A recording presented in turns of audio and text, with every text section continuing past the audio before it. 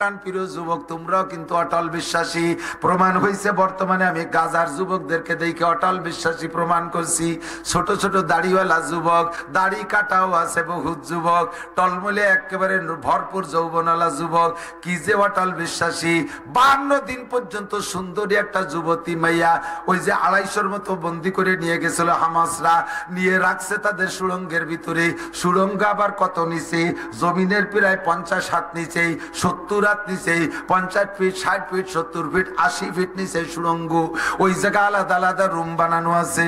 আল্লাহু আকবার। ওই সুড়ঙ্গ আমি আন্দাজ করলাম কিভাবে বানাইলো। বাংলাদেশে কর্ণফুলী টানেল বানাইছে বর্তমান সরকার। যারা গেছেন তারা দেখছেন, যারা না গেছেন তারা বুঝতে পারবেন না। কর্ণফুলী নদী প্রচন্ড স্রোতলা নদী এবং গভীর নদীর মধ্যে অন্যতম।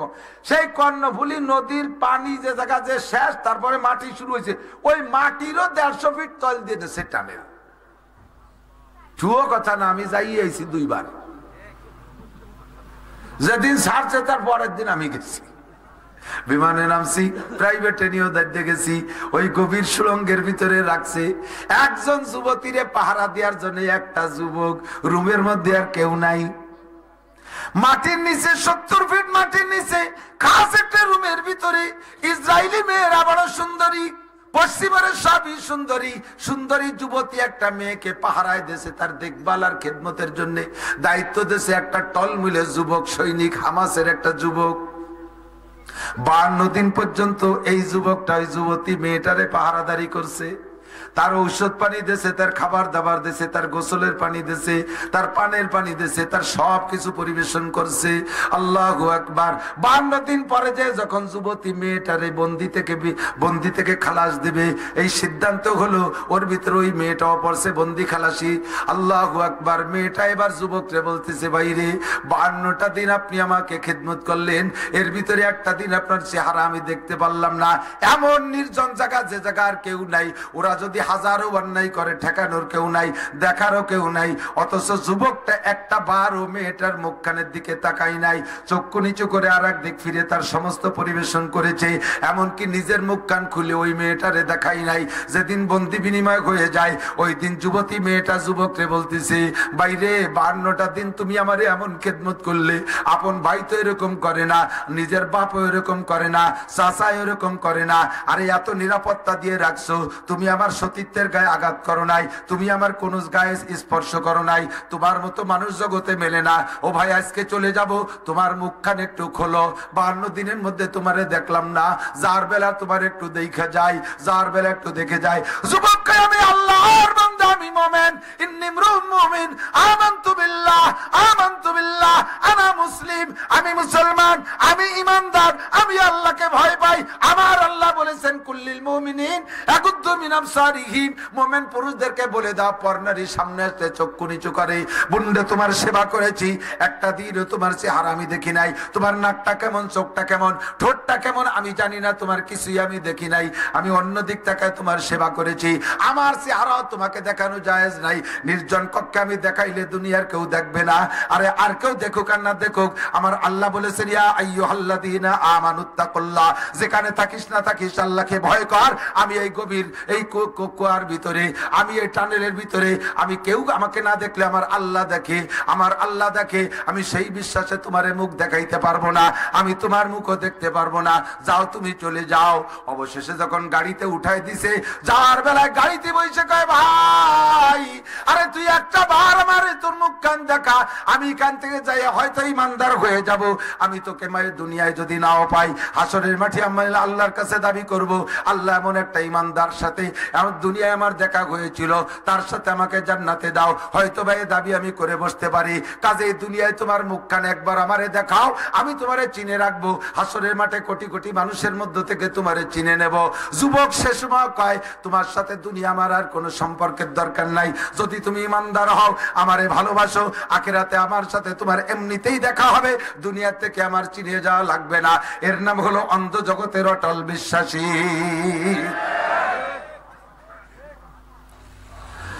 যুবক, আরশে আজিমের নিচে 7 গুণের মানুষকে আল্লাহ পাক জায়গা দেবে। কয় গুণ? কষ্ট হচ্ছে? 7 গুণের মানুষকে আল্লাহ আরশের নিচে বসাইবে, জায়গা দেবে, মানে খালি পাটি বসাই দিয়ে বসাই তবে তা না, আল্লাহর কুদরতি হাত দিয়ে তোমার গালে উঠাইয়া মুখে উঠাইয়া 500 বছর জান্নাতের খানা খাওয়াবে।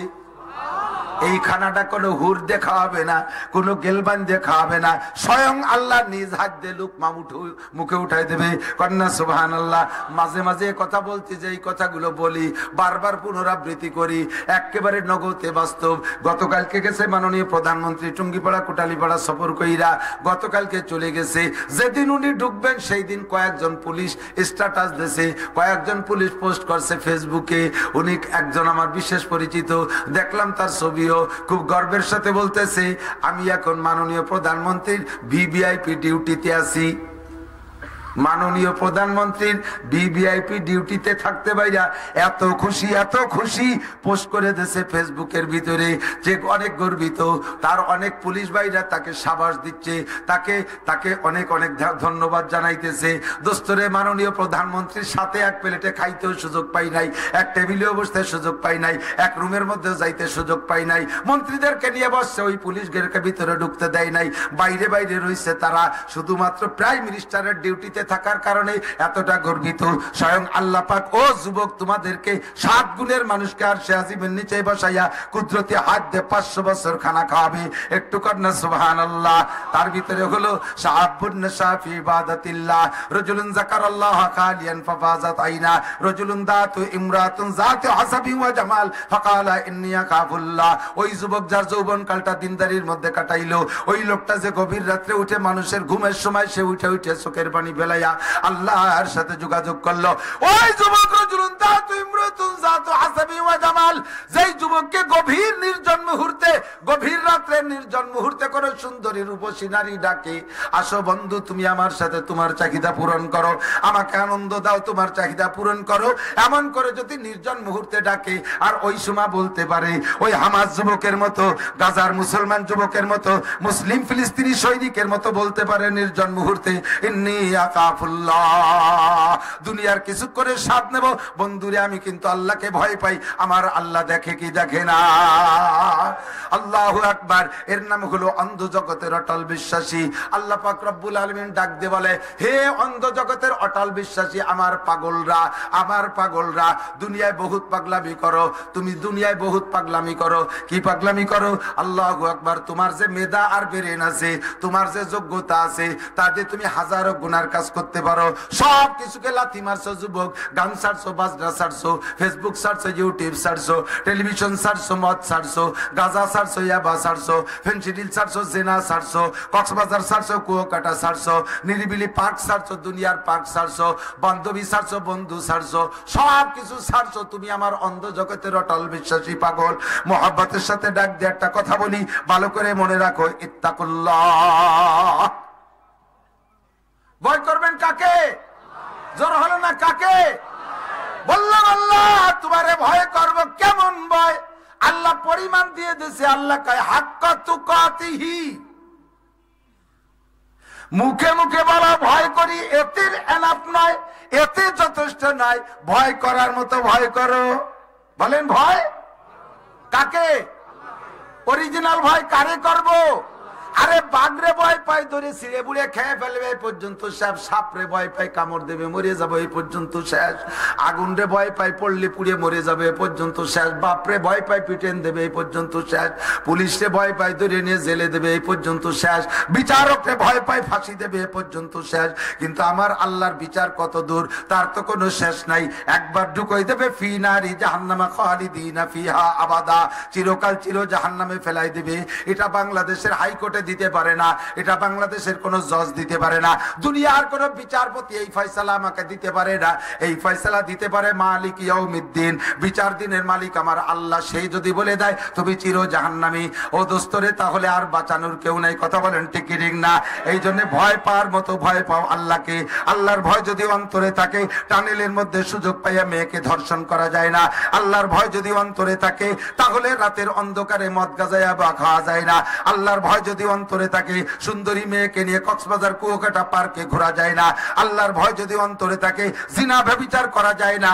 আল্লাহর ভয় যদি অন্তরে থাকে, চুরি ডাকাতি করা যায় না। আল্লাহর ভয় যদি অন্তরে থাকে, টোনার মোনার রাস্তাঘাটের মাল এগুলো মাইরে খাওয়া যায় না, জাতির হক নষ্ট করা যায় না। আল্লাহর ভয় যদি অন্তরে থাকে, নামাজ ছাড়া যায় না। আল্লাহর ভয় যদি অন্তরে থাকে, দাড়িতে খুর দেওয়া যায় না, দাড়িতে খুর দেওয়া যায় না। আল্লাহর ভয় যদি অন্তরে থাকে, বেপরদা করা যায় না। এই জন্য আল্লাহ পাক রব্বুল আলামিন বলেন, হাক্কা তুকাতিহি, যেমন ভয় করা দরকার সেরকম ভয় করো। জানতে চাইলাম আল্লাহ, তোমারে তো অবশ্যই ভয় পাই, তবে এই ভয় করলে লাভ কি, একটু পুরস্কার কি বলো? আল্লাহ পাক রব্বুল আলামিন বলেন, অমাইয়াত্তাকিল্লাহ ইয়াজআল লাহু মাখরাজা ওয়া ইয়ারযুকহু মিন হাইসু লা ইয়াহতাসিব। আমার প্রাণপ্রিয় যুবক লক্ষ্য করো, আমার বুড়ো বাবারা খেয়াল করেন, পর্দার আড়ালে মা বোনরাও খেয়াল করেন। আল্লাহ পাক বলেন তাকওয়ার পুরস্কার দুইটা। জোর হলো না? আরো জোরে। কোনদিন অস্বীকার করতে পারবে না, তাকওয়ার পুরস্কার দুইটা। আল্লাহ এর মধ্যে বলেন, একটা হলো কি কয়, ওমাইয়াত্তাকিল্লাহ, যে আল্লাহকে ভয় পায়, ইয়াজআল লাহু মাখরাজা, যত প্রকার বিপদ আপদ আছে তার থেকে বের হওয়ার জন্য আল্লাহ পাক আসান রাস্তা তৈরি করে দেয়। আল্লাহর ভয় অন্তরে থাকলে যে জায়গায় বিপদে পড়বেন, আরে নারী সংক্রান্ত বিপদে পড়ছেন, সে জায়গা থেকে বাঁচাই দেবে কে? ইউসুফ আলাইহিস সালাতু ওয়াস সালামের কিসসা জানেন না? সবাই কম বেশ শুনছেন, উলামায়ে এসে গেছে। আমি একটু পুনরাবৃত্তি করি, কষ্ট হচ্ছে? বলবো। কত সুন্দর মানুষ ছিলেন। যে মানুষের চেহারা যত সুন্দর হয়, তার ভিতরে যৌন স্পৃহা তত বেশি হয়। নারী হোক আর পুরুষ হোক, যাদের চেহারা সুন্দর বেশি, তাদের যৌন ক্ষমতা, যৌন পাওয়ার, যৌন স্পৃহা বেশি। ইউসুফ আলাইহিস সালামের চেহারা কেমন? উতিয়াত, তাকে দেওয়া হয়েছে শত্রু সূরা। গোটা মানব জাতির জন্য আল্লাহ তাআলা যে রূপ বাজেট করছে, সব মানুষ মিলে আদম থেকে কিয়ামত পর্যন্ত এই কোটি কোটি মানুষের জন্য একটা বাজেট আছে না? প্রত্যেক জগতের একটা আলাদা বাজেট। বাঘের একটা চেহারা, বাঘ চেহারা একটা বাজেট, ওই চেহারা বাঘরাই পাবে। হাতির মধ্যে কি বাঘের চেহারা হয়? গরুর মধ্যে বাঘের চেহারা হয়। গরুর চেহারা আলাদা, ছাগলের চেহারা আলাদা, কুত্তর চেহারা আলাদা। কুত্তু আর শিয়াল একই রকম দেখা যায়, তার মধ্যে একটু বেশ কম আছে না? তবে মানব জাতির একটা চেহারা বাজেট আছে। এই পুরো মানব জাতির যে বাজেটকৃত চেহারা, বরাদ্দকৃত চেহারা, অর্ধেক, পুরো চেহারার অর্ধেক একা ইউসুফ আলাইহিস সালাম দিয়েছে।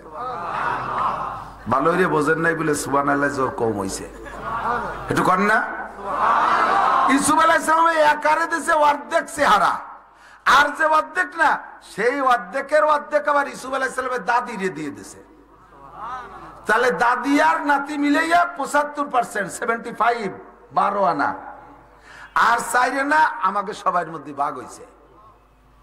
যত নায়িকা বলেন, পশ্চিমে দক্ষিণে উত্তরে যা আছে, প্রিয়াঙ্কা চোপড়া মোপড়া যা আছে, সবার মধ্যে ওই 4 আনা ভাগ হয়েছে। তাহলে কি পাইছি কোন দিদি? আমি পর্যন্ত তো থাই ইন্ডিয়া, আমার যে আলাপ।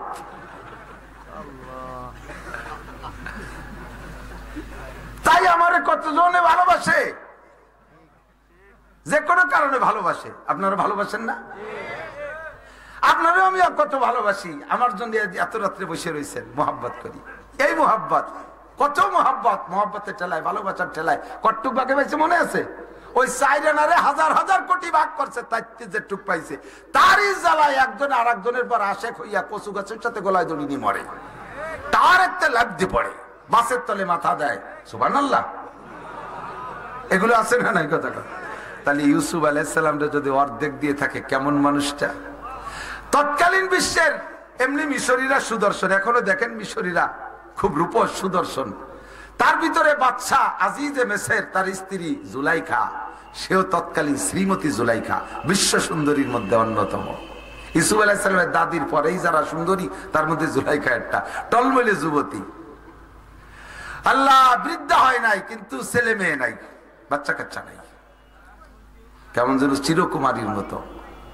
এই জুলাইখা ইউসুফ আলাইহিস সালামকে আশেক হইয়া ডাইকে নিয়ে গেছে। যখন বাচ্চা অফিসে চলে গেছে, পালসে তো পড়ছে, সন্তানের মতোই ভালোবাসে লালন পালন। এর কাছে কাছে রেখে হাত ধরে করে সামনে বসে। আরে কেমন তা ভালো না বাসে, উপায় নাই তো। উনার চেহারায় উনার ফুবু নিজেই এত আত্মহারা।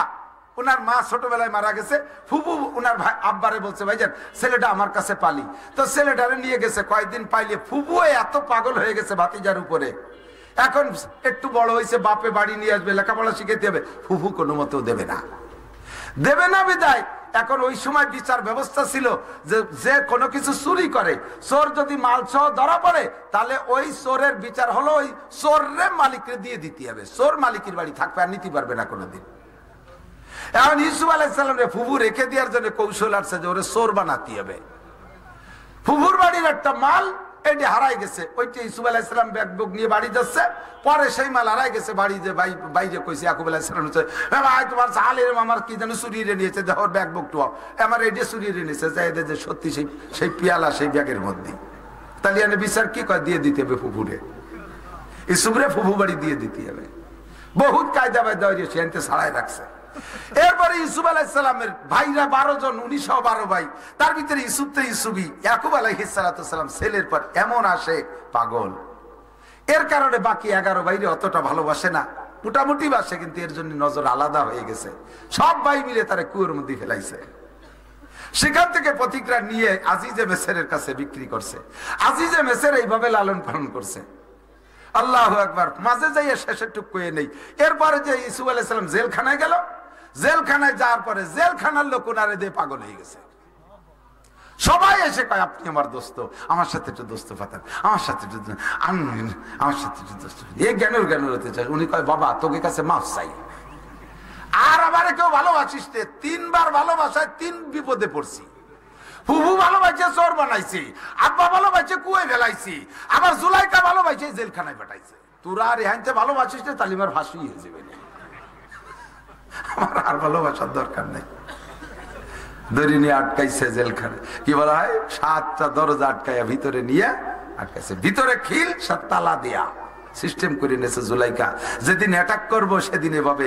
আর ইউসুফের চলাচলের ভিতরে যে চরিত্রের অবস্থা দেখছি, ওরে সহজে বললে রাজি হবে না, ওরে রাজি করতে জন্য এভাবে বন্দি করতে হবে, এরপরে আমার যা করার দরকার তা করতে হবে। বাস ভিতরে নিয়ে সুন্দর করে বাবা আসো একটু খানা খাই, একটু নাস্তা করি, একটু খাস রুমে বসি, এইভাবে ফুসলে ফুসলে ভিতরে নিয়ে তালা কটা লাগাই দিয়ে এরপরে যে সামনে সম্পূর্ণ কাপড় খুলে ফেলাইছে গায়ে। টলমলে ভরা যৌবনের যুবক, আগেই বলে নিছি যাদের চেহারা যত বেশি তাদের ভিতরে যৌবন স্পৃহা তত বেশি। এই লোকটার ভিতরে এই পরিমাণ চেহারা, যৌন স্পৃহা কি পরিমাণ, টলমলে যুবক। আর এমনিতে স্বাভাবিকভাবে যাকে আল্লাহ তাআলা নবী বানাবে, তৎকালীন বিশ্বের সর্বশ্রেষ্ঠ শক্তিশালী যুবকের 30 জন যুবকের শক্তি ওই নবীকে আল্লাহ তাআলা দিয়ে থাকে। 30 জন যুবকের যৌন ক্ষমতা একজন নবীকে আল্লাহ তাআলা দিয়ে থাকে। এত কিছু ভরপুর ভিতরে থাকার ভিতর দিয়া জুলাইখা কাপড় চোপড় সব সামনে খুলে দিয়ে বসে দিছে। কলা ধাই তালাক, আর বলতেছে ইউসুফ আসো তুমি আমার সাথে, তোমার চাহিদা মিটাও, আমারে খুশি করো। ইউসুফ আলাইহিস সালাতু ওয়াস সালাম থরথর করে কাঁপতেছে। ইন্নী আখাফুল্লাহ, ভয় পাই কাকে, ভয় পাই কাকে, ইত্তাকুল্লাহ, আল্লাহ আমারে কইছে আমারে ভয় পা। কি করবো এই জায়গাতে, বাঁচবো কিভাবে, তালা তো দিয়া চাবি তো তার কাছে, কিভাবে কি করব।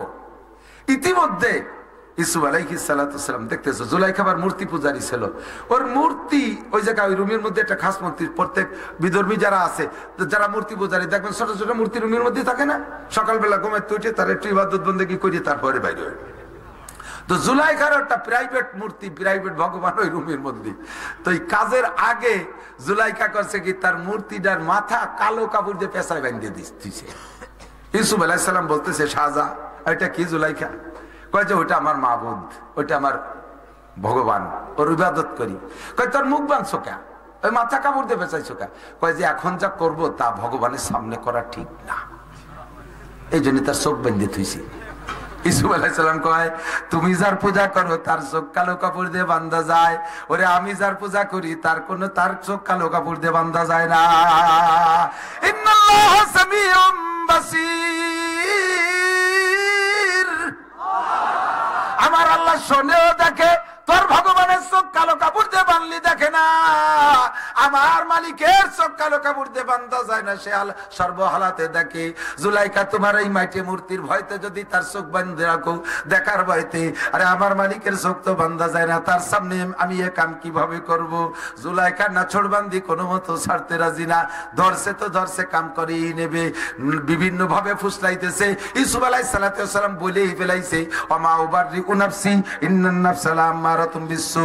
আমি সেই সময় এক প্রকার প্রায় দুর্বল হয়ে যাচ্ছিলাম, এক প্রকার দুর্বল হয়ে যাচ্ছিলাম। তার রূপের দিকে তাকাই আমি সহ্য করতে না পারার মতো।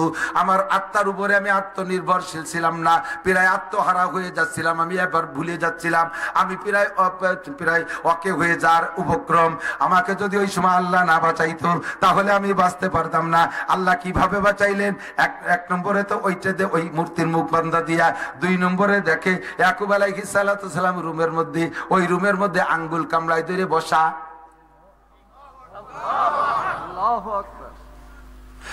ইয়াকুব আলাইহিস সালাম কি ওই রুমে আছে? উনি তো সেই কিনান কোন দেশে, আর এটা হলো মিশর, হাজার মাইল পথ দূরে, ভিন্ন রাষ্ট্রের ভিতরে। এই রুমের ভিতরে তো কেউ নাই, 2 জন ছাড়া। এ জায়গায় ইয়াকুব আলাইহিস সালাম কিভাবে আসলো? তা আঙ্গুল কামড়ায় ধরে। মানুষ যখন কোনো ব্যাপারে সন্তানদের প্রতি কষ্ট পায়, তখন দুঃখ প্রকাশের জন্য আঙ্গুল কামড়ায় ধরে বসে থাকে। ইয়াকুব আলাইহিস সালাম আঙ্গুল কামড়ানো, ইউসুফ আলাইহিস সালাম দেখলেন। যখন দেখছে আব্বাজি বসা, আরো তা আঙ্গুল কামড়াইয়া, বোঝা যায় যে আব্বার সামনে কাম করা যাবে না। সঙ্গে সঙ্গে বুঝে ফেলাইছে, আমার আল্লাহ আমার আব্বাকে পাঠিয়ে দিয়েছে, এই কাজটা অন্যায়, বাপের সামনে কাম করা যায় না। তাহলে কি করা যায়? আব্বার সামনে যদি আমি জুলাইখার সামনে করে ল্যাংটা অবস্থায় বসা থাকি, ল্যাংটা জুলাইখার সামনে বসা থাকি, আব্বা আমার ওখানে, তাহলে আব্বা কি বলবে? আল্লাহর পর বিশ্বাস রাখে ভরসা রাইখা দৌড় মারছে, দরজার কাছ পর্যন্ত আমি যাইতে পারি। আরে ও পর্যন্ত যার ক্ষমতা তো আমার আছে। আমি আল্লাহরে ভয় পাই, জুলাইখার সাথে কাম করা যাবে না। আল্লাহ কয় মাইয়াত্তাকিল্লাহ ইয়াজআল লাহু মাখরাজা, তোর বের হওয়ার পথ আমি খুলে দেব। যাওয়াল্লাযিনা জাহাদু ফিনা লানাহদিয়ান্নাহুম সুবুলানা। ও ইউসুফ, তুমি যা পারো তাই করো, বাকিটুকু আমি করব। দরজার কাছে যার সঙ্গে সঙ্গে দরজাটা তালা খুইলা, হট করে দরজা খুলে গেছে। কন্যা সুবহানাল্লাহ। যখন দেখলেন এক দরজা খুলছে, তাহলে যাই আর এক দরজায়, পিছনে জুলাইখা লাগিয়েই আছে। এক একটা দরজার কাছে যায়, কটকট করে তালা খুলে যায়, দরজাগুলো খুলে যায়। আল্লাহর বান্দা আল্লাহকে ভয় পাইছে, আল্লাহ তার পথ খুলে দিয়েছে, বিপদ থেকে বাঁচার রাস্তা আল্লাহ খুলে দিয়েছে। কথা কোন ঠিক কি ঠিক না? 7ম দরজা যখন খুলে গেছে, বাইরে গেছে, ভিতরে তো জুলাইখা দাওয়াইতে তালে আছে। কিচ্ছা জানেন, ইতিমধ্যে বাদশা সামনে হাজির। এই যুবক ভালো করে মনে রাখে, আলাম বামাই সাজ্জাদে রঙ্গে কুন গারাত পীরে মগা গুয়াদ কে সালেক বে খবর না বুয়াদ জেরা হে রসমে মঞ্জিল আলায়া আই হাসাকি আদ্রিকা সাওয়ানা বিলহা কেশ কা সানমুদ বলবলে ইফতাদে মুশকিলহা। আমাদের খেয়াল করো শোনা, মহিলাদের ফতোয়া যারা পড়ছো তারা তো আমারে খুব সহজে হা করতে পারবা, যারা পড়ো নাই তারা ভালো করে জানিয়ে নিও। ফুসলাইয়া বাস্তাইয়া এতক্ষণ পর্যন্ত ইউসুফ আলাইহিস সালামকে ওই কাজ করতে গেছে না জুলাইখা ডেকে এনেছে? যখন পিছন দিয়ে ধাওয়া শুরু করছে, ইউসুফ আলাইহিস সালাম পালাচ্ছে আজিজে মেসের সামনে। কি ব্যাপার, ঘরের মধ্যে দৌড়ে দৌড়িয়েছে কেন? এই সময় ইউসুফ আলাইহিস সালাম কিছু বলার আগেই মহিলা বলে ফেলছে, এই ছেলেটা কত বড় খারাপ, যার ছেলের মতো লালন পালন করলাম, তুমি দেশের বাচ্চা, তোমার স্ত্রীর উপরে এরকম সে এরকম হামলা করছে, তোমার স্ত্রীর চরিত্র নষ্ট, কি বলা হয়, তার সতীত্ব নষ্ট, তার পবিত্রতা নষ্ট করার জন্য, তাকে ধর্ষণ করার জন্য এই ছেলে এরকম বিরক্ত করছে, মারছি ধাওয়া তাইতি পলাইছে। জুলাইখা ইউসুফ আলাইহিস সালামের গাড়ি সময় দিয়েছে। যুবক মহিলারা তোমাদেরকে ফুসলাবে, বিভিন্ন প্রলোভন দেবে, একেবারে বহু অন্যায় করাবে, লাস্টে যখন ধরা পড়ে যাবে, ফুসলাইছে সে, ধরা পড়ে যাওয়ার পরে শেষ পেশ দেখবা কি করে ছেড়ে দেয়। আমি রাতে দিলাম না, ওই শয়তানের বাচ্চা, শয়তানি এই এরিয়া, এখন আমার বেইজ্জতি হলো, ওই আমার বিয়ে হতে হবে না, আরে নিয়ে হতে হবে। ফুসলাবে তারে, পরে না এখান থেকে তোর গাড়ি উঠে ছেড়ে দেবে। 100 বার ঠিক। আমার নবী বুঝা যাচ্ছে পিরাইজন শেখ খাইছে।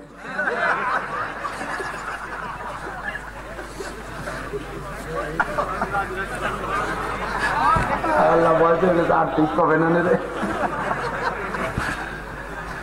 ঠিক মানে আমি যেটা কইছি কথা ঠিক, তাই যে সবাই যে দোষী তা তো না। আল্লাহর রহমতে এ জায়গা কেউ দোষী না। এবার কর, এবার দিয়ে অল্প ঠিক করো, তাহলে মনে আছে দোষী। আপনারা সবাই ভালো বলেন ঠিক ইনশাআল্লাহ। জন্নুল মুমিনে খায়রা, মুমিনের ধারণা হতে হবে ভালো। আমি ভালো ধারণা করি, সকলে ভালো, নইলে এই জায়গায় আসবেন অন্ধ জগতের অটল বিশ্বাসী পাগল যুবক বসেন। আল্লাহ ভয় পাইছে কাকে? বেরোনোর ব্যবস্থা আল্লাহ করে দেশে কি দেয় নাই? বেরোনোর ব্যবস্থা করে দেশে কি দেয় নাই? যে জায়গায় যাবেন আল্লাহকে ভয় পাবেন, আল্লাহ তাআলা বিপদ থেকে বের হওয়ার ব্যবস্থা করে দেবে। ইয়া আইয়ুহাল্লাযীনা আমানুত্তাকুল্লাহা হাক্কা তুকাতিহি, যে আল্লাহ তোমারে ভয় পায়, ভয় পাইলে কি দিবা? কয় এক নম্বরে সকল প্রকার বিপদ থেকে বের হওয়ার ব্যবস্থা করে দেব। বহু তোকে আছে বলতে পারবো না, কষ্ট হয়। আরেকটা বলবো, সেটা 2 নম্বর পুরস্কার, ওয়ায়ারযুকহু মিন হাইসু লা ইয়াহতাসিব। এই যুবক ফাইন্ডে আসলটা এসে গেছি। ওয়ায়ারযুকহু মিন হাইসু লা ইয়াহতাসিব, ধারণার বাহির স্থান থেকে আল্লাহ তাআলা রিজিকের ব্যবস্থা করে দেয়। জুলাইখার কিসসা আর একটু আছে, ভালো ভালো একটু আছে, কব নাকি? ভাঙ্গি সুরে গুড়ু গুড়ু রে করে এদিক তাকান। ইউসুফ আলাইহিস সালামকে যে ভালোবাসছে না, জুলাইখাকে দোষই দেওয়া সম্ভব না। বললাম না আগের থেকে, নিজের ফুফু, সে জায়গা তোর অন্যায়ের সুযোগ নাই, কিন্তু মোহাব্বতে সে ফুফু ভাতিজারে চোর বানাইয়া পর্যন্ত রাখার চেষ্টা করতেছে। লাস্টে কিসসাও জানেন, মহিলাদেরকে লেবু কাটতে দিছে।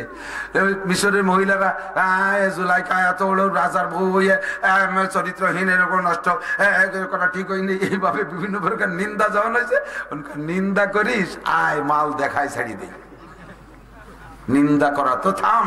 তারপরে সব মহিলাদেরকে দাওয়াত, 100 মহিলাকে দাওয়াত দিয়েছে। মহিলাদেরকে দাওয়াত দিয়ে একটা রুমের ভিতরে দিয়েছে, সবার সামনে খাবার রেডি করে রাখছে, আর সবার সামনে ফল দিয়েছে। কেউ বলে মালটা, কেউ বলে লেবু, সলম, বিভিন্ন প্রকার যে ফল কেটে কেটে হয়। ধারালো একটা ছুরি দিয়ে দিয়েছে যে এই ফলটা আমি যখন বলবো তখন তোমরা কাটবা, তার আগে কেউ কাটবে না। রাজার স্ত্রী কমান্ড তো মানাই লাগবে। সবাই ছুরি আর ফল নিয়ে রেডি। এর মধ্যে ইউসুফ আলাইহিস সালামকে বলছে, ইউসুফ তুমি একটু আসো ভিতরে আসো। ইউসুফ আলাইহিস সালাম ভিতর দিয়ে যখন ঢুকছে, হাট ভিতরে মুখ বেরোনোর সাথে সাথে ওই সময় পোজ দেওয়ার হুকুম।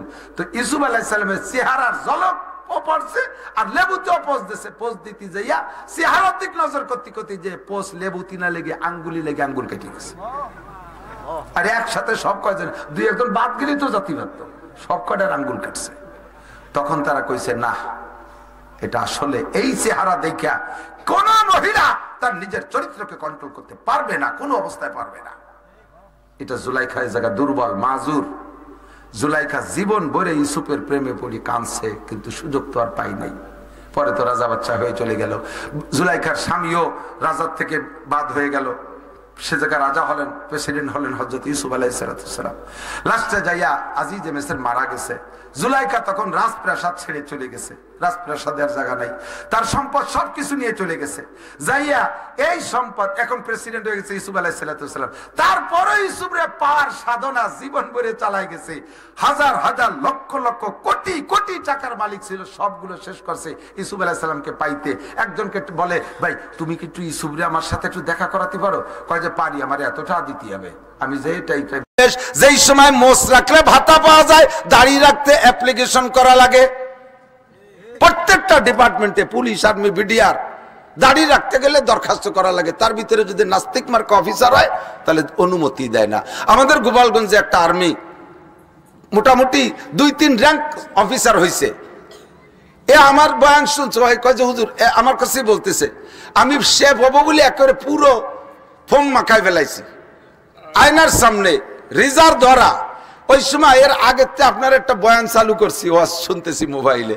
তো আমার গ্লাসের উপরে আয়না মানে মোবাইল বাঁধাই দেয়, ওয়াজও শুনতেছি আর এই মুখে শ্যাম্পু সাবান মাখাচ্ছি। আস্তে আস্তে যখন পোজ দেব, ওই সময় আপনি দাড়ির রস শুরু করছেন। শেষে আর পোজ দিলাম না তো দাড়ির রস সবটুক শুনলাম, মুখখান্ডে মুছে দিয়ে পরিষ্কার করে তওবা করছি, জীবনের দাড়ি কাটবো না। এই কাটপোনার পর 4-5 দিন চলে গেছে। এর মধ্যে যেই সময় মোষ রাখলে ভাতা পাওয়া যায়, দাড়ি রাখতে অ্যাপ্লিকেশন করা লাগে। প্রত্যেকটা ডিপার্টমেন্টে, পুলিশ, আর্মি, বিডিআর, দাড়ি রাখতে গেলে দরখাস্ত করা লাগে। তার ভিতরে যদি নাস্তিক মার্কা অফিসার হয় তাহলে অনুমতি দেয় না। আমাদের গোপালগঞ্জে একটা আর্মি মোটামুটি 2-3 র্যাঙ্ক অফিসার হয়েছে। এ আমার বয়ান শুনছে, কয় যে হুজুর আমার কাছে বলতেছে আমি শেফ হবো বলে একেবারে পুরো ফোম মাখায় ফেলাইছি আয়নার সামনে, রিজার্ভ ধরা। ওই সময় এর আগে আপনার একটা বয়ান চালু করছি, ওয়াজ শুনতেছি মোবাইলে, তো আমার গ্লাসের উপরে আয়না মানে মোবাইল বাঁধাই দেয়, ওয়াজও শুনতেছি আর এই মুখে শ্যাম্পু সাবান মাখাচ্ছি। আস্তে আস্তে যখন পোজ দেব ওই সময় আপনি দাড়ির রস শুরু করছেন, শেষে আর পোজ দিলাম না তো দাড়ির রস সবটুক শুনলাম, মুখখান্ডে মুছে দিয়ে পরিষ্কার করে তওবা করছি, জীবনের দাড়ি কাটবো না। এই কাটপোনার পর 4-5 দিন চলে গেছে, এর মধ্যে আমার বেতন নেওয়ার সময় হয়েছে, দাড়ি খুসা খুসা বের হয়ে গেছে। আর আর্মিকে তো প্রত্যেক দিন একবার চাষা লাগে, এদিক দিয়ে এক চাষ, উল্টো দিক আর এক চাষ, ফোম পালিশ, এদিক ডলা দিলি যাতে ফোমে না বাঁধে এইরকম পালিশ করতে হয়। এই করে যাইতে আর আমার এই দাড়ি খুসা খুসা হয়েছে। আমি ব্রিগেডিয়ার যে স্যার আমার, তার কাছ থেকে আমার এই বেতনের খাতায় সই নিতে আমি গেছি, আমার কয় কি দাড়ি কাটা নাই কেন? আমি বললাম স্যার দাড়ি আর কাটবো না। দাড়ি কাটবেন না মানে? দাড়ির অনুমতি নিচ্ছেন আপনি? কয় যেই তো নিচ্ছি আপনার কাছ থেকে। কয় না কোনো অনুমতি হবে না। কয় স্যার আজকে বেতন দেন, পরে আমি অনুমতি। কয় বেতনও হবে না অনুমতি দাড়ি না কাটলি। আমি বললাম স্যার এই যে চাকরি ছেড়িয়ে দিলাম, আমার ওই বেতনেরও দরকার নাই, করবোই না চাকরি জিন্দেগিতে। দাড়িতে খুর লাগাইলে নবীর কলিজায় আঘাত লাগে, দাড়িতে খুর লাগাইলে আমার নবীর কলিজায় আঘাত লাগে। নবীর কলিজায় খুর লাগাইয়া নবীর কলিজায় আঘাত দিয়ে আমি বেতন খাবো, এই চাকরি আমি করব না। আমি চাকরি ছেড়ে দিলাম, সঙ্গে সঙ্গে ওই দিনই আমি দরখাস্ত লিখে জানাই দিলাম চাকরি করব না। আমার ব্যাচম্যানরা আমাকে বলতেছিল বাইরে আর মাত্র 2টা বছর কষ্ট করে থাকলে মোটা অঙ্কে তুই পেনশন নিয়ে যেতে পারতি, অনেকগুলো টাকা পাইতি, এত বড় ক্ষতিগ্রস্ত হয়ে গেলি, তুই একটু নিজেকে নিজে কন্ট্রোল কর। আমি কন্ট্রোল করে আসছি, আমি কন্ট্রোল করে সিদ্ধান্ত নিয়েছি আমাকে রুজি দেয় আমার আল্লাহ। কে দেয়? রব কে? জোরে বলেন। খাওয়ায় কে? মামা খাওয়ায়, নানি খাওয়ায়, দাদা খাওয়ায়, আব্বা খাওয়ায়, নেতা খাওয়ায়, নৌকো খাওয়ায়, ধানের শীষ খাওয়ায়, পাটকুষ্টা খাওয়ায়, ঈগল পাখিতে খাওয়ায়। কে খাওয়ায়? ইন্নাল্লাযীনা ক্বালু রাব্বুনাল্লাহ, যারা বলবে রব আমার আল্লাহ। রব কে? রব আমার আল্লাহ। রব মানে কি? রব মানে আল্লাহ না, রব মানে প্রতিপালক। অল এভরিথিং, এনি সাবজেক্ট, প্রত্যেক দিক সর্ব বিষয় যিনি পরিবেশন করতে পারে তিনি হলেন রব। কতক্ষণ?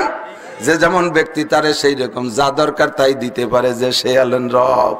তেফলেরা গর না দেখিবার যায় শির, তেফলে মিসকিনরা আজানান মুর্দাগির। আল্লাহু আকবার। ওই লোকটাকে চাকরি ছেড়ে দিয়ে চলে আসলাম, আসার পরে আল্লাহ পাক আমার রিজিকের দরজা এত সুন্দর খুলে দিয়েছে, আমি বলক করছি অন্যের চাইতে আমার বলকে 3 গুণ ফসল।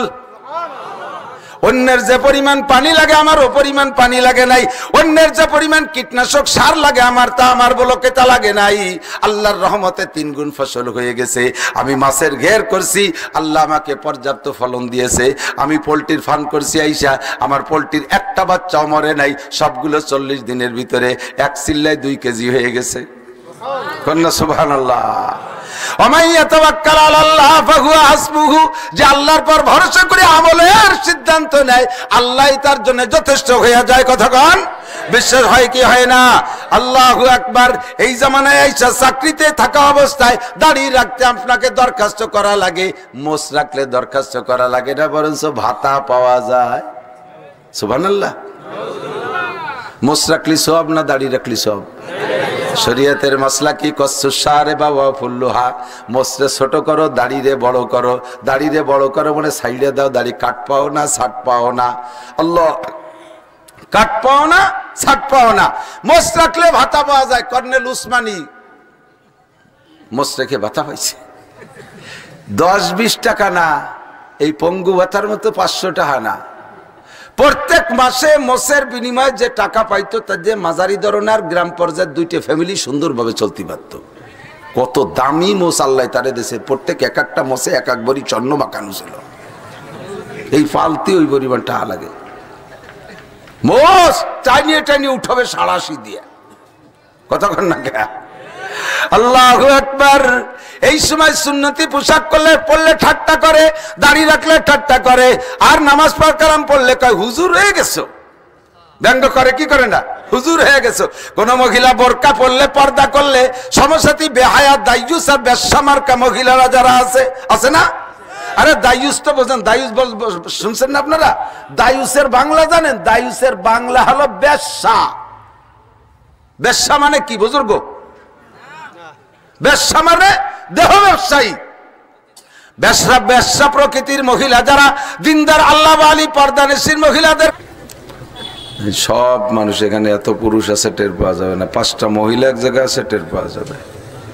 আমাকে ছোটবেলায় কইতো 3 বিটি যেখানে কলকাতা সেখানে, আর এখন মাহফিলে হাজার হাজার বিটি আসবে, খালি কলকাতা, আমেরিকা থেকে জাপান পর্যন্ত সারা পৃথিবী সেখানে।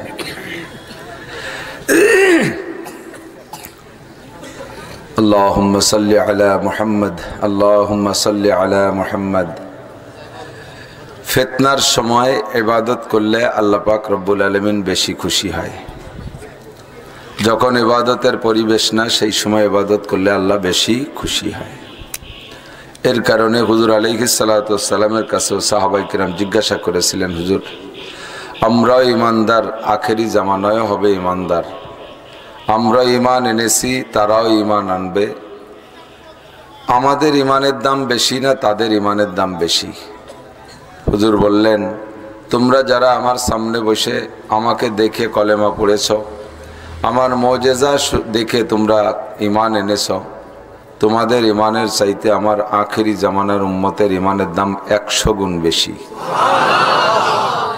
তোমরা আছো স্বর্ণ যুগে, নগদে শত শত নবী আলাইহিস সালাতু ওয়াস সালাম শত শত না হাজার হাজার 3200 অলৌকিক ঘটনা দেখাইছে।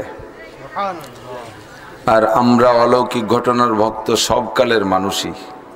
আশ্চর্য, কেউ কিছু ঘটাইতে পারলে সব ভক্ত হয়ে যায়, তাইতে হিন্দুও যদি ঘটায় মুসলমানরা তার ভক্ত হয়ে যায়। আপনাদের পাশে ছাগলদির আছে নি কোনো জায়গা? মনে আছে না ছাগলদির কিসসা? খুল্লা ছিল সিদ্ধি ফাঁসা, সে জায়গায় এরকম একটা ঘটনা ঘটলো। তারপরে মাগুরে এক জায়গা ঘটলো। এই সে আজীব আজীব কারবার, মানুষের সাধারণ কিছু দেখে দুর্বল হয়ে যায়। নবী আলাইহিস সালাতু ওয়াস সালাম এরকম 3200 অলৌকিক ঘটনা দেখাইছে, যা দেখে কাফের মুশরিকরা কলেমা পড়তে বাধ্য। এভাবেই আমরা মুসলমান হয়েছি। আখিরি জামানার উম্মতরা আপনাকেও দেখবে না, অলৌকিক ঘটনা দেখবে না, উলামায়ে কিরাম এই কিস্সাগুলো শোনাবে আর তারা শুনে বোকার মতো বিশ্বাস করবে। তো আমাদের ইমানের দাম বেশি না তাদের ইমানের দাম বেশি? হুজুর বললেন, তোমরা স্বর্ণ যুগে আসো, এ সময় ইবাদত করা, ইমান আনা বড় সহজ। একটা সময় আসবে যে সময় ইমান ধরে রাখা বড় কঠিন, ইমান নতুন গ্রহণ করা কঠিন, পুরাতন ইমান ধরে রাখা কঠিন হবে। ওই সময়ের ইমানের দাম তোমাদের ইমানের চেয়ে 100 গুণ বেশি। একটু বলি সুবহানাল্লাহ।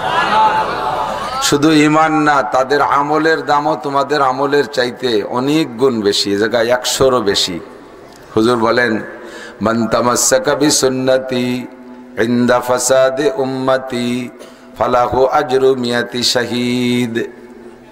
তোমরা যারা আমার সাথে উহুদ, বদর, খন্দক, খায়বার বিভিন্ন যুদ্ধে গিয়েছো, আর তোমাদের মধ্যে যারা আমার সাথে থাইকা কাফেরের মোকাবেলায় লড়তে লড়তে শহীদ হয়ে গেছে, কত দামি শহীদ তারা। আমাদের বাংলাদেশেও তো কত শহীদ আছে। আমাদের গোপালগঞ্জ আছে শহীদ গয়েশ্বর চন্দ্র, হিন্দু শহীদ। সুবহানাল্লাহ, কি বিল্লাহ। হিন্দু হইয়া শহীদ হয় নাকি? তো এরকম শহীদ না। বাংলাদেশের কোনো একদল শহীদরে শহীদ ফতোয়া দেওয়ানোর জন্য সেই যুগের উলামায়ে কিরামরে তৎকালীন সংসদে ডাকা হয়েছে। ডেকে বলছে, হুজুর এই যে এই কয়জন তো এই কাজে মারা গেছে, এরা কি শহীদ? তো হুজুররা বিপদে পড়ে গেছে। যদি কয় শহীদ আর অরিজিনাল যদি শহীদ না হয়, তাহলে মাইর হবে কার কাছে? আল্লাহর রাতে মাইর খাতি হবে না। এদিকে ভয়তে শহীদ বলতে পারতেছে না, আবার শহীদ বলবে না যে এরা শহীদ না, তাহলে আবার ওই জায়গায় অ্যারেস্ট হয়ে যাবে, রাজাকার সাজবে। এই দ্বিমুখী টানে হুজুররা কোনো কিছু কইতে সাহস পাচ্ছে না, চুপ করে বসে রয়েছে ঘন্টা খানিক। বলেন বলেন হুজুর বলেন, কোনো হুজুর বলে না। তো এই রাজনৈতিক নেতা একজন বলতেছে, হুজুর এইভাবে বসে থাকলে তো আজকে বাড়ি যাওয়ার কায়দা থাকবে না, এটা কিছু কন। কি কব, আমরা তো দ্বিমুখী সমস্যায় আছি। আমরাই তো আপনাদের কাছে শুনছি যে শহীদরা দাফনের পরে কিয়ামত পর্যন্ত তাদের দেহ মাটিতে পচে না। আপনারা সহজে বলে দেন যে কয়জনের নামে শহীদ বলতেন, এটা বিরক্ত করতেছে, ওকে কবর কটা খুঁজে দেহ, যদি না পচে শহীদ আর ফসলি শহীদ না। হুজুররা লাইন পেয়ে গেছে, হ্যাঁ তালি তাই হবে, কবরই খোঁচা হবে। নেতারা কয় না তালি খোঁচা হবে না, আপনারা বাড়ি যান, যা খাওয়ার দরকার আমরা কইয়ে কলা গাছের গলায় মালা দিয়ে দেবো ইনশাআল্লাহ। এরকম শহীদ না, অরিজিনাল শরিয়াতে যাকে শহীদ বলে, যেমন বর্তমানে ফিলিস্তিন গাজার মুসলমানরা শহীদ হয়ে যাচ্ছে, এ শহীদের মধ্যে কোনো সন্দেহ আপনাদের আছে? আর এইরকম শহীদও না, হুজুর বললেন যে এই শহীদের কথা, সে শহীদ সাহাবাই কিরাম শহীদ। সৈয়দুশ শুহাদা হামজা রাদিয়াল্লাহু তাআলা আনহু, গসিলুল মালাইকা হযরত হানজালা রাদিয়াল্লাহু তাআলা আনহু। উহুদের যুদ্ধে হযরত হানজালা রাদিয়াল্লাহু তাআলা আনহু শহীদ হয়েছেন। রাতের বেলায় হযরত বিলাল রাদিয়াল্লাহু তাআলা আনহু এলান করছে আল জিহাদ আল জিহাদ। সাহাবায়ে কেরাম যারা সজাগ ছিলেন তাৎক্ষণিক বেরিয়ে আসছেন। হযরত হানজালা রাদিয়াল্লাহু তাআলা আনহু যুবক, নতুন স্ত্রী ঘরে, বড় সুন্দরী স্ত্রী, স্ত্রীকে নিয়ে রাতের আনন্দ হয়ে গেছে, গোসল ফরজ হয়ে গেছে, আওয়াজ পেয়ে বেরিয়ে আসছে। কি শব্দ আসলো, বেরিয়ে দেখে হযরত বিলাল ডাকছে আল জিহাদ আল জিহাদ। বাইরের থেকে স্ত্রীকে বলছে, স্ত্রী নবী পাকের পক্ষ থেকে, আল্লাহর পক্ষ থেকে আওয়াজ আসছে জিহাদের, আমি এখান থেকে চলে গেলাম। স্ত্রী বলছে আপনি চলে যাবেন, কোনো বাধা নাই, আপনি নবীর ডাকে চলে যাবেন, আমার পক্ষ থেকে কোনো বাধা নাই। তবে আপনার যে গোসল ফরজ হয়ে গেছে এটা আমি জানি আর আপনি জানেন আর আল্লাহ জানে। যুদ্ধের ময়দানে এই অবস্থায় চলে যাবেন বিনা গোসলে। যদি আপনি শহীদ হয়ে যান, শহীদদের মাসআলা হলো শহীদদেরকে গোসল করানো যাবে না, শহীদদেরকে বিনা গোসলে দাফন করে দিতে হয়। তার গায়ে যে রক্ত হয়েছে ওই রক্ত অবস্থায় তাকে দাফন করে দিতে হয়, কারণ আল্লাহর নবী বলেছেন তামুতুনা কামা তাহয়াউন ওয়া তুহশারুনা কামা তামুতুন। তোমার জীবন যাপন হবে যেমন, তোমার মরণ হবে তেমন, আর মরণ হবে যেমন তোমার হাসরের মাঠে উঠাও হবে তেমন। শহীদরা শহীদি রক্ত নিয়া, তারা শহীদ হয়েছে রক্ত মাখা গায়ে, ওই অবস্থায় তাদেরকে দাফন করে দেয়া হবে। কিয়ামতের ময়দানে রক্ত নিয়ে উঠবে। নবী পাক বলেন আল্লাহু লাউনুদ্দাম ওয়ার রিহু রিহুল মিস। শহীদের গায়ের রং, রক্তের রং থাকবে লাল, রক্তের মতোই রং থাকবে, কিন্তু তাদের রক্ত থেকে মিশক আম্বরের ঘ্রাণ আসতে থাকবে। আপনি যুদ্ধে চলে যাবেন, যুদ্ধে শহীদদের যে মাসআলা আছে মাসআলা অনুযায়ী আপনাকে দাফন করা হবে বিনা গোসলে। অথচ যদি তার আগের থেকে গোসল ফরজ থাকে তাহলে সেই ফরজ গোসলটাকে করাই দেয়া লাগে। আমি তো জায়গা গিয়ে বলতে পারবো না, লজ্জা পাবো, আপনাকে সেই নাপাক শরীরে দাফন করানো হবে। কাজেই আপনি আসেন, একটু ঘরে আসেন, একটু বা বাহিরে থাকেন, আমি পানি নিয়ে আসি, গোসল করাই দেব। হানজালা রাদিয়াল্লাহু তাআলা আনহু বলেন, আমি যদি তোমার চেহারার দিক তাকাই, তোমার উত্তম উজ্জ্বল চেহারার দিকে তাকাইলে নফস পরিবর্তন হয়ে যেতে পারে, মনের রুট পাল্টে যেতে পারে, আমার জিহাদে যাওয়া নাও হতে পারে। কাজে আমি তোমাকে আর দেখতে চাই না, তোমাকে আমার সাথে দেখা হবে, আমার সাথে তোমার দেখা হবে জান্নাতে। তুমি আমারে বিদায় দাও দুনিয়ায়, আর আমারে দেখতে চাও না, আমার সাথে তোমার সাথে দেখা হবে হাসরের ময়দানে, জান্নাতে সাক্ষাৎ হবে। আমার গোসলের প্রয়োজন আমিও জানি, তুমিও জানো, আমার আল্লাহও জানে। কতক্ষণ জানে? চলে গেলেন হানজালা রাদিয়াল্লাহু তাআলা আনহু, যুদ্ধে শহীদও হয়ে গেলেন। 70 জন শহীদকে কাতার দিয়ে শোয়ায় রাখছে। নবী পাক বললেন দেখো তো 70 ঠিক আছে নাকি? আমি যে সেনাবাহিনী নিয়ে আসছি কাফেরের সাথে লড়তে, তার ভিতরে আমার বেঁচে থাকা সাহাবা, এইগুলোকে বাছাই করার পরে শহীদ হয়েছে কতজন বোঝা যাবে। যারা বেঁচে ছিলেন বাছাই করার পরে হিসাবে পাওয়া গেল 70 জন নাই, 70 জন শহীদ হয়ে গেছে। হুজুর কয় লাশগুলো গুনে দেখো 70 আছে নাকি? এবার লাশ গণনা শুরু হলো, এক একজন করে দেখে আর এক একজন করে দেখে আর হিসাব মিলায়। হযরত হামজা রাদিয়াল্লাহু তাআলা আনহুর গায়ে 80 উপরে তীর তরবারির আঘাত, তার নাক মুখ কেটে নিয়ে গেছে, তার চেহারা বোঝাই যাচ্ছে না। ওনার বোন আইসা ওনার শরীরের পায়ের একটা আঙ্গুল দেখে চিনছে, কপালের একটা দাগ দেখে চিনছে, এইটা আমার ভাই। সেইভাবে হামজা রাদিয়াল্লাহু তাআলা আনহুকে চেনা গেছে। খুঁজতে খুঁজতে হযরত হানজালাকে পাওয়া যায় না। হানজালা নাই, জীবিত সাহাবাদের মধ্যে নাই, শহীদ সাহাবাদের ভিতরে হানজালা নাই। গেল কোথায় হানজালা? হুজুর বললেন আবার গণনা করো। দ্বিতীয় গণনায় গুনতে গুনতে পেয়ে গেছে হানজালাকে। প্রথম গণনায় হানজালা নাই, দ্বিতীয় গণনায় হানজালাকে পেয়ে গেছে। আশ্চর্য হলেন, ছিল না হানজালা কোত্থেকে আসলো? জিব্রাইল নবী পাককে বললেন হানজালার ঘটনা আছে হুজুর পরে বলি। সাহাবায়ে কেরাম এসে বলে হুজুর হানজালাকে পাইছি, তবে হানজালার গাও ভিজা, তার মাথার চুল দিয়ে পানি পড়ে, মাথার চুল দিয়ে পানি পড়ে। জিব্রাইলকে জিজ্ঞেস করলেন, জিব্রাইল হানজালার মাথা দিয়ে পানি পড়ে, পানি আসলো কোন জায়গা থেকে? জিব্রাইল বলে হুজুর আপনার হানজালা রাতের বেলা স্ত্রীর সাথে সহবাসে তার গোসল ফরজ হয়েছিল, ফরজ গোসল আদায় করতে পারে নাই, জিহাদের ডাক শুনে চলে আসছে আর এসে শহীদ হয়ে গেছে। শহীদদের গোসল করানো যাবে না, তবে আগে যদি গোসল ফরজ থাকে সেই ফরজ গোসল আদায় করাইতে হবে। এই ময়দানে কেউ জানে না তার ফরজ গোসল আছে। আল্লাহ পাক আমাদেরকে হুকুম করেছেন আমরা ফেরেশতারা আকাশে তুলে নিয়া জান্নাতি পানি দিয়ে হানজালারে গোসল করাইয়া তারপরে কাতারে শোয়াই দিয়েছি। কত দামি শহীদ হানজালা! জান্নাতি পানিতে ফেরেশতারা আকাশে উঠাই নিয়ে যারে গোসল করায়। আল্লাহু আকবার! এইরকম শহীদরা কিয়ামতের ময়দানে সুপারিশ করবে, লক্ষ লক্ষ মানুষকে সুপারিশ করে জান্নাতে নেবে। কন্যা সুবহানাল্লাহ। হাসরের ময়দানে 3 শ্রেণীর মানুষ লক্ষ লক্ষ মানুষকে সুপারিশ করে জান্নাতে নেবে। 1 নম্বরে আল আম্বিয়া, সমস্ত নবীরা সুপারিশের সুযোগ পাবে। 2 নম্বরে আল উলামা, আলেম উলামারা সুপারিশের সুযোগ পাইবে। 3 নম্বরে আর সোহাদা, শহীদরা সুপারিশের সুযোগ পাইবে।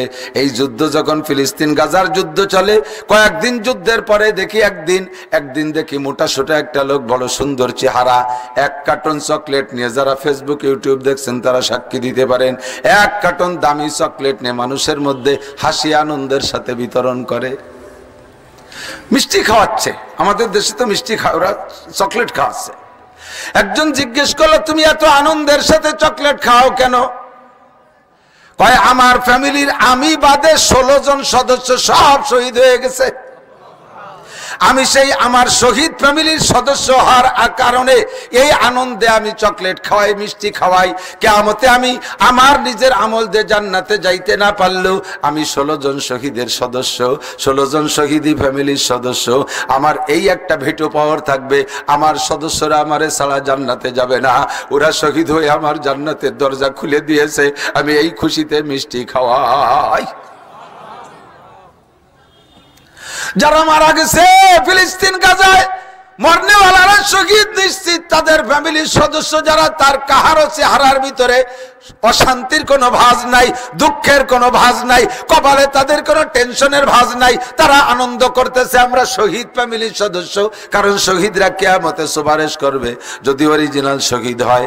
এইরকম শহীদের 100 শহীদের যেই নাকি এই আখেরি জামানায় একটা সুন্নতের পর আমল করলে আল্লাহ তার চাইতে বেশি নেকি দান করে। নবী পাকের সময় ডাক শুনে জিহাদে যে শহীদ হওয়া যত সহজ, এখন একটা সুন্নতের পর আমল করা অত সহজ না। কতক্ষণ যে সুন্নত ছাড়লে তাতে আরো ক্রেডিট বাড়ে। সুন্নত তরককারীর একটা ক্রেডিট আছে, তাকে প্রশংসা করে। পাসাবের করা প্যান্ট, নায়কের মতো গেঞ্জি, কিং জং চুলির কাটিং, উত্তর কোরিয়ার প্রেসিডেন্ট কিং জং কুত্তসুলা দিয়ে, উত্তর কোরিয়ার কুত্তসুলা দিয়ে মাথার উপরে সাইডে চুল রাখছে। পোলাপানের সুন্নত হইছে চুলির সুন্নত। পাসাবের করা প্যান্ট, নায়ক মার্কা গেঞ্জি, কিং জং মার্কা চুল, আর মেসি আর নেইমার মার্কা দাড়ি। চলচ্চিত্রের নায়কদের মতো হাতে ব্যাজলেট, গলায় উড়না যুবকরা, মাইয়েরা উড়না ছেড়ে দিয়েছে, সেই উড়না যুবকরা ধরছে। সুবহানাল্লাহ। কানেও কানের তা নেয়, দেখছি, দেখছেন না? কানে দুল নেয়, মাইয়েরা নেয় না। সুযোগ পেলে নাক ফুটিয়ে দেন, নাকের তা নিয়ে নিও, নাক ফুল লাগাই নিও। আর যেভাবে চাইছে শুলে মুথা হইছো, বেকায়দায় বললি ধরা খেয়ে যাবা। আর টুক কলাম না। এই সময় এই অবস্থায় চললে তার স্মার্ট পুরুষ, স্মার্ট পুরুষ, ঠিক না? হ্যান্ডসাম, থ্যাংক ইউ, ওয়েলকাম, ইংরেজিতে মশলা কয়।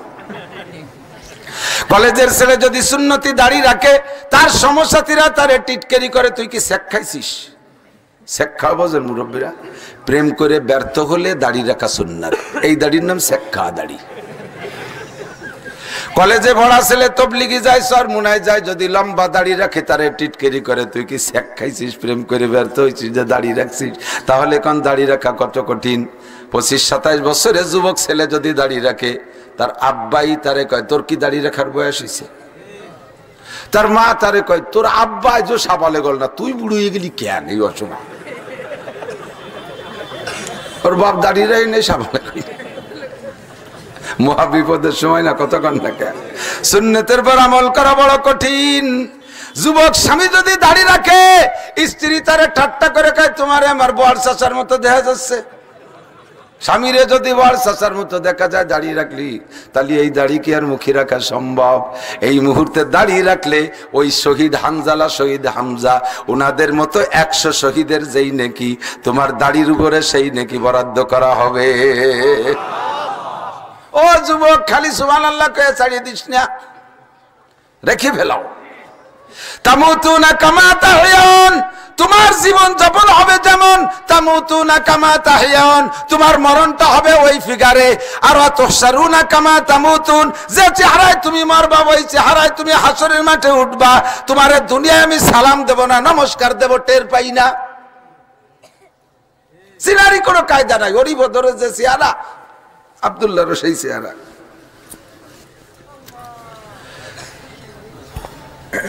আমরাই যদি তোমারে না চিনি, তাহলে হাসরের মাঠে তোমারে মুসলমান না মুসলমান চিনবে ফেরেশতারা কি দেখা?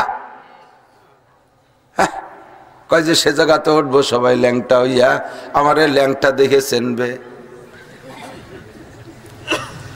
তাও যদি সময় মতো ল্যাংটারে সাইজ করে রাখো, তাহলে তো বাঁচার উপায়।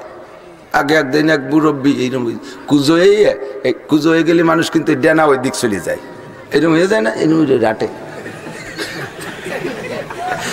ওই পাশে কেনুর ভিতর দিয়ে ফিটির উপর দিয়ে ছাতি ডুবই দিয়েছে, ছাতি ডুবই দিয়ে খরার মধ্যে দিয়ে কপাল ভেঙে যাচ্ছে খরার ঠেলায়। এখন কৃষকরা কাকা এই বিলির মধ্যে দিয়ে তুমি ছাতি পিছনে গুজিয়া, ছাতি ফুটতি মনে নাই, ছাতিটারে খুললি তো ছায়া লাগে, তোমার তো কপাল ফেটে যাবে। বিল আড়াআড়ি যাচ্ছ, এত টেনশন। আরে মিয়া, সে ছাতি দুশ্চিন্তা, সে ছাতি ফুটতি মনে নাই, এত কি দুশ্চিন্তা। ছোট ছেলেটারে মুসলমানি তো সে আজাম খুঁজে পাচ্ছি না। বুড়োর বয়স 85-90, তার ছোট ছেলের 5-6 বছর বয়স। আপনার ছোট ছেলে কত বয়স? 27 বছর বয়স। চতুর্দিক দিয়ে বিয়ের প্রস্তাব আসতে, তারে খাতনা করানোই নেই। এই সময় যদি তুমি মরো, তাহলে তো তোমার হাসর মাঠে মুসলমানই দেখিও চিনা যাবে না, কোনো তা নাই। কথা কন না কে? তামুতুনা কামা তাহইয়ান ওয়া তুহশারুনা কামা তামুতুন, যে চেহারায় মরবি ওই চেহারা হাসরের মাঠে উঠবি। যুবক, দাড়ি কয়টা রেখে ফেলা। প্রত্যেকটা সুন্নত হলো ইমানের বেড়া, প্রত্যেকটা সুন্নত ইমানের বেড়া। এদিকে দিক, প্রত্যেকটা সুন্নত ইমানের বেড়া। দাড়ি কাটা অবস্থায় যা করা যায়, দাড়ি রাখা অবস্থায় তা করা যায়। খালি মাথায় যা করা যায়, টুপি পরা অবস্থায় তা করা যায়, প্যান্ট শার্ট পরা অবস্থায় যা করা যায়, জামা জুব্বা অবস্থায় তা করা যায়, বেনামাজি অবস্থায় যা করা যায়, নামাজি অবস্থায় যা করা যায়। শরীয়তের একটা আমল আর একটা আমলের জন্য বেড়া। আমার আপনার ইমানের বেড়া হলো দাড়ি। দাড়ি রাখলে হাজারো গুনাহ থেকে বাঁচা যায়, নিজের বিবেকের ভিতরে একটা বাধা দেয়। আরে এতদিন দাড়ি ছিল না, যা খুশি তাই করছি। দাড়ি মুখে অবস্থায় কিছু করলে মানসি ধিক্কার দেবে। আল্লাহর ভয় হোক আর না হোক, কমপক্ষে সামাজিকতার ভয়ে হলেও অনেক গুনাহ থেকে বাঁচা যায়। আল্লাহু আকবার, আল্লাহর নবী বলেন এই সময় তুমি সুন্নতের পর আমল করলে 100 শহীদের সওয়াব তোমাকে দেয়া হবে। কারণ 100% প্রতিকূল পরিবেশ, ইবাদতের প্রতিকূল পরিবেশ। যেই সময় মোষ রাখলে ভাতা পাওয়া যায়, দাড়ি রাখতে অ্যাপ্লিকেশন করা লাগে। প্রত্যেকটা ডিপার্টমেন্টে, পুলিশ, আর্মি, বিডিআর, দাড়ি রাখতে গেলে দরখাস্ত করা লাগে। তার ভিতরে যদি নাস্তিক মার্কা অফিসার হয় তাহলে অনুমতি দেয় না। আমাদের গোপালগঞ্জে একটা আর্মি মোটামুটি 2-3 র্যাঙ্ক অফিসার হয়েছে। এ আমার বয়ান শুনছে, কয় যে হুজুর আমার কাছে বলতেছে আমি শেফ হবো বলে একেবারে পুরো ফোম মাখায় ফেলাইছি আয়নার সামনে, রিজার্ভ ধরা। ওই সময় এর আগে আপনার একটা বয়ান চালু করছি, ওয়াজ শুনতেছি মোবাইলে। তো আমার গ্লাসের উপরে আয়না মানে মোবাইল বাধাই দেয়, ওয়াজও শুনতেছি আর এই মুখে শ্যাম্পু সাবান মাখাচ্ছি। আস্তে আস্তে যখন পোস্ট দেবো ওই সময় আপনি দাড়ি রস শুরু করছেন। শেষে আর পোস্ট দিলাম না তো দাড়ি রস সবটুক শুনলাম, মুখখান্ডে মুছে দিয়ে পরিষ্কার করে তওবা করছি, জীবনের দাড়ি কাটবো না। এই কাটপোনার পর 4-5 দিন চলে গেছে। এর মধ্যে আমার বেতন নেওয়ার সময় হয়েছে, দাড়ি খুসা খুসা বের হয়ে গেছে। আর আর্মি তো প্রত্যেক দিন একবার চাষা লাগে, এদিক দিয়ে এক চাষ, উল্টো দিক আর এক চাষ। ফোম পালিশ এদিক ডলা দিলি যাতে ফোমে না বাঁধে, এইরকম পালিশ করতে হয়। এই করে যাইতে আর আমার এই দাড়ি খুসা খুসা হয়েছে। আমি ব্রিগেডিয়ার যে স্যার আমার, তার কাছ থেকে আমার এই বেতনের খাতায় সই নিতে আমি গেছি। আমারে কয় কি দাড়ি কাটেন নাই কেন? আমি বললাম স্যার দাড়ি আর কাটবো না। দাড়ি কাটবেন না মানে? দাড়ির অনুমতি নিচ্ছেন আপনি? কয় যেই তো নিচ্ছি আপনার কাছ থেকে। কয় না কোনো অনুমতি হবে না। কয় স্যার আজকে বেতন দেন, পরে আমি অনুমতি। কয় বেতনও হবে না অনুমতি দাড়ি না কাটলি। আমি বললাম স্যার এই যে চাকরি ছেড়ে দিলাম, আমার ওই বেতনেরও দরকার নাই, করবোই না চাকরি জিন্দেগিতে। দাড়িতে খুর লাগাইলে নবীর কলিজায় আঘাত লাগে, দাড়িতে খুর লাগাইলে আমার নবীর কলিজায় আঘাত লাগে। নবীর কলিজায় খুর লাগাইয়া নবীর কলিজায় আঘাত দিয়ে আমি বেতন খাবো, এই চাকরি আমি করব না। আমি চাকরি ছেড়ে দিলাম সঙ্গে সঙ্গে, ওই দিনই আমি দরখাস্ত লিখে জানাই দিলাম চাকরি করব না। আমার ব্যাচম্যানরা আমাকে বলতেছিল বাইরে আর মাত্র 2টা বছর কষ্ট করে থাকলে মোটা অঙ্কে তুই পেনশন নিয়ে যেতে পারতি, অনেকগুলো টাকা পাইতি, এত বড় ক্ষতিগ্রস্ত হয়ে গেলি, তুই একটু নিজেকে নিজে কন্ট্রোল কর। আমি কন্ট্রোল করেই আসছি, আমি কন্ট্রোল করে সিদ্ধান্ত নিয়েছি আমাকে রুজি দেয় আমার আল্লাহ। কে দেয়?